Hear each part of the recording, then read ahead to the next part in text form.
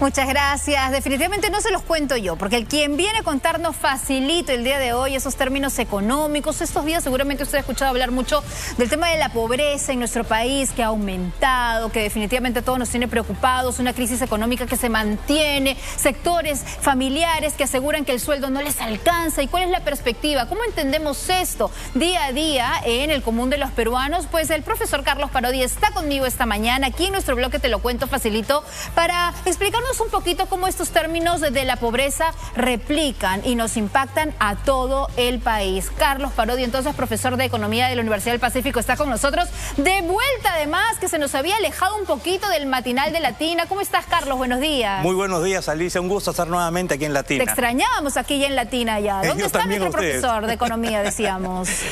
Miren, el INEI publicó cifras de pobreza hace unos días y la verdad es que no se puede tapar el sol con un dedo. Las noticias no son buenas.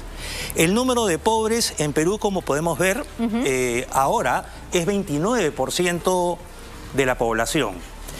Más o menos 10 millones de pobres hay en el Perú. De los 33 De los 33 millones. Pero acá hay un dato, antes de pasar a la siguiente idea, que es sumamente importante. Entre 2019, es decir, desde antes de la pandemia hasta 2023, el número de pobres en total ha crecido en más de 3 millones de personas. Post-pandemia. Claro, entre pandemia y post-pandemia. Sí, Alicia, lo que esto significa es que luego de la pandemia no hemos sabido bajar la pobreza. No nos sino hemos que recuperado. Exactamente, y algo peor, sigue aumentando. Tanto es así que entre 2022 y 2023, ahí ya no hubo pandemia, no hubo nada, el número de pobres creció en 596.000 más. Y fíjense ustedes, hay una categoría que se llama no pobres, pero vulnerables. ¿Qué cosa es ser vulnerable? Es una persona, como vemos en los noticieros de Latina, que por ejemplo tiene un pequeño negocio y le roban, pasa a ser pobre. O una inundación, rompe el negocio, pasa a ser pobre. Ahí hay 10 millones más. Entonces, si sumamos 10 millones de vulnerables, más otros 10 arriba de pobres, tenemos 20 millones de peruanos, de los 33 millones que están en situaciones realmente casi infrahumanas. Tremendo. Eso es terrible, es muy mala esa noticia. Y sí, Carlos, Alicia, tú como economista, esta situación desde hace cuánto no la vivimos así tan seria y tan crítica, porque este detalle que nos estás explicando aquí es realmente importante, ¿no? Es más, es recontra importante. Es el que está así, a un cachito, una mala pisada y termina entonces en una simplemente, situación y con la inseguridad que estamos viendo ahora, le roban su carrito, su mototaxi y pasa a ser pobre. Y hay un dato más. Entre 2010 y 2019, antes de la pandemia, el porcentaje de pobres en Perú fluctuaba en torno de 20%. Ahora es 29%. Y 29% y en subida. Y por razones que veremos en unos minutos, me atrevería a decir que ese número va a subir en 2024, lo cual no es tampoco una buena noticia. Cero alentador, de verdad. Sí, cero alentador. Vamos ahora a ver cuáles son los desafíos, es decir, dónde es que se tiene que trabajar para, de alguna manera, aplacar estas cifras de pobreza. Mira, Alicia, si uno mira cuáles son las regiones más pobres del Perú, vemos Cajamarca, Loreto, Pasco y Puno. De esas 4, 3 están en la sierra. Sí. Si vemos un poquito más abajo que no tienen servicios básicos, mira, Alicia, este 80% son aquellos que no tienen, sumando los 4, ¿no? Agua, desagüe, electricidad y telefonía celular. Es decir, el 80% no tiene ese paquete de las 4 cosas. Puno, Ucayali, Loreto, Huancavelica. Quiere decir que el problema de la pobreza de fondo está en la sierra.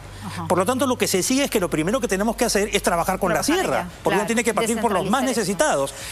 Esa es la situación actual de la pobreza por regiones en el Perú. Carlos, lo que nos reflejas con estas cifras es que entonces no solamente estamos hablando de una pobreza de dinero, de escasez de liquidez y de plata, es el punto, sino una pobreza en cómo vivimos y cómo nos enfrentamos, lo que tenemos en nuestra casa, los servicios básicos, fíjate tú, realmente se llaman. En estas regiones de abajo, por ejemplo, es 80% sin servicios básicos completos.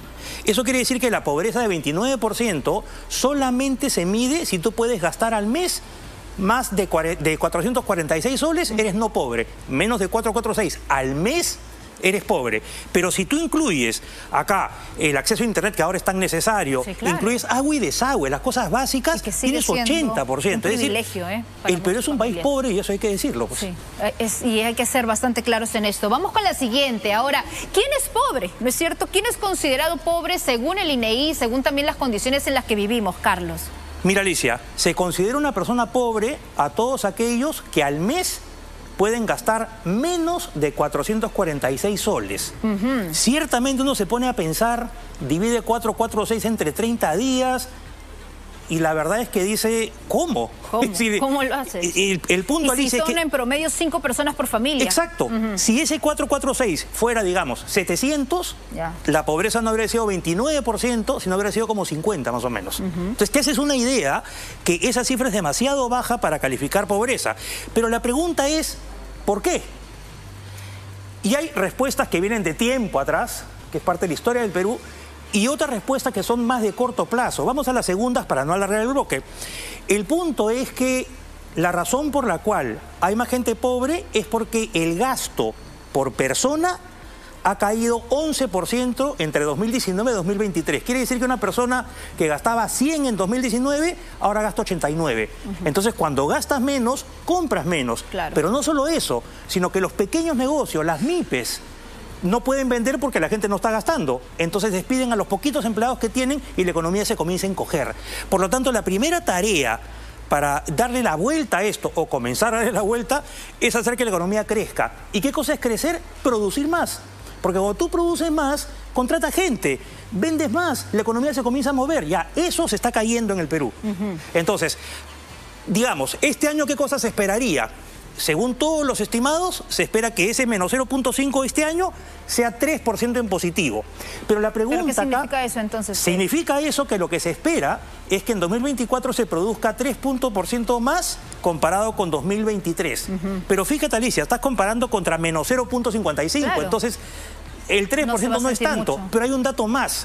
Si tú crecieras, imaginémonos, 3% todos los años, necesitarías 16 años para regresar a la pobreza de 2019. Wow. O sea que la situación es más complicada. Tenemos que crecer todavía más. O sea, lo que se estima entonces de crecimiento este año va a ser como que no va a ser suficiente, sino como para evitar frenar y seguir cayendo, ¿no? Como para agarrarte un poquito de aquí, ¿no? Digámoslo así, Alicia, vas a caer más lento. Te van a agarrar de acá y vas a caer más lento. Nada más. Pero vas a seguir cayendo. Claro, pero no te da todavía el impulso como para poder despegar. No te da, la situación es bien complicada. Ahora, y hay un detalle importante que ahí dices, se necesita mover la economía, hay que invertir, hay que mover más. Entonces, ¿no? Eso no es solamente de uno, del peruano emprendedor, sino aquí hay que, pues desde el Ejecutivo, desde el Estado, tiene que haber aquí una intención de moverlo. Fíjate, Alicia, se requiere un poder ejecutivo que sea ejecutivo, literal, para comenzar, claro, y un poder legislativo que saque leyes en beneficio de la población. Se han sacado un montón de leyes en 2023 y el resultado está ahí clarito. Es decir, no hemos reducido pobreza, que tiene que ser nuestro objetivo principal como país. Y es importante resaltar las consecuencias que nos trae el no mover justamente esta economía. Exactamente. Carlos. Primero, este nivel de pobreza no lo veíamos hace 13 años. Wow, o sea, terrible. En el 2011. Y esto impacta fuertemente en educación y salud. Claro. ¿Por qué razón? Porque más allá que sean, digamos, no muy buenas de educación y salud, ¿qué cosa piensan los padres pobres? Uy, este niño, en lugar de mandar al colegio, que me ayude trabajando para poder subir el ingreso. Y entonces se complica la situación de salud. Entonces, la síntesis es que tenemos que volver a niveles prepandemia. Ni siquiera a eso volvemos.